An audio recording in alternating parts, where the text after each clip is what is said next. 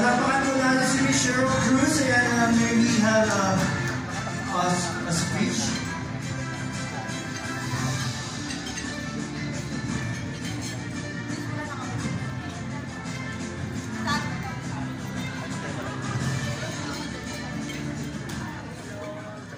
Good evening, ladies and gentlemen.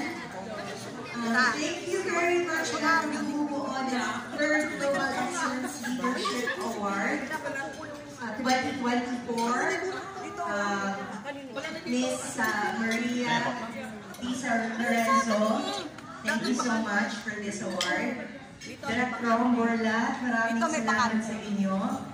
Actually, this is a very special award. Lahat naman ng mga awards na binibigay sa akin, to me, it's very special. But since this is the 5th award that I received this year, it is indeed very, very special and a dream come true. Because I never thought na makukuha ko yung Hall of Fame this year, 2024. 5th award and 6th award for Lilet Matias Attorney at Law. Kasi January 2025, meron pang isang nakahandang award na tatanggapin ako. Hinahandog ko to sa mga mahal ko sa buhay, lalo na dun sa mga yumauna. Isa doon sa hinahandog ko itong award na to ay kay Kuya Germs Moreno. Tatay Germs, para sa iyo dito.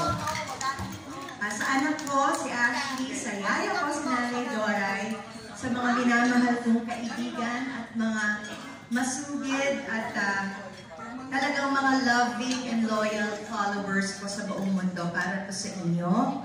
Sa mga kasamahan ko sa industriya, mga nag-aalaga sa akin, sa artist circle na pinakamunahan ng aking manager na si Rams Ating David.